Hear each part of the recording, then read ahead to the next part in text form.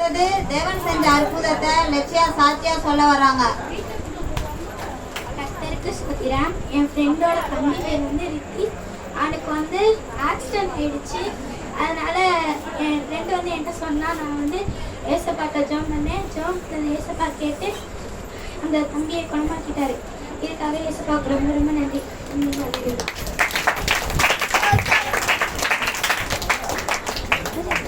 எங்க பிள்ளைங்களாம் நல்லா ஆடினாங்களா? ஆடிச்சு போதுமா? இன்னும் பிள்ளைங்க ஆடணுமா? ஆட வேண்டாமா? பதிலா பேச மாட்டேங்கிறீங்க. கிறிஸ்துமஸ் வரைக்கும் ஏசப்பா எங்களை வழி நடத்தினாருல, இந்த பிள்ளைங்களும் இன்னைக்கு ஏசப்பா வழி நடத்தினாராம். என்ன நடத்துன்னு பாட்டுக்கு ஆட வராங்க. அவங்களை கைத்தட்டி வரவேற்கலாமா?